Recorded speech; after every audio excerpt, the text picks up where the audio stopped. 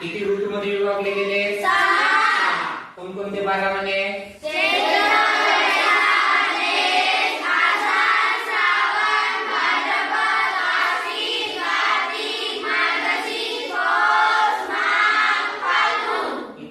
चैत्र आणि वैशाख महिना कोणत्या ऋतूमध्ये विभागला गेला? ग्रीष्म ऋतू. आता ग्रीष्म म्हणजे काय?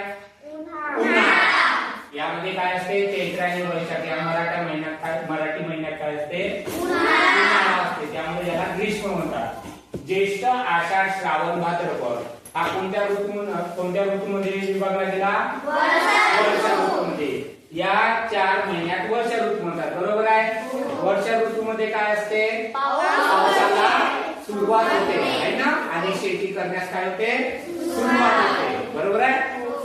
त्यानंतर आश्विन आणि कार्तिक या 2 महिन्याला कोणता ऋतू म्हणतात? शरद ऋतू. यामध्ये काय असते?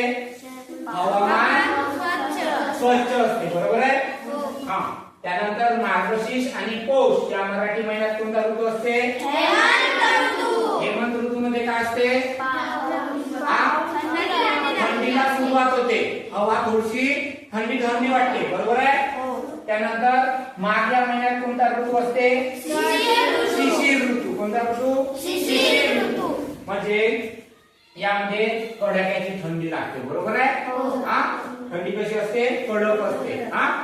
म्हणून आपण ब्लँकेट घेऊन झोपून राहतो. खूप थंडी आहे म्हणतो. बरोबर आहे. हा.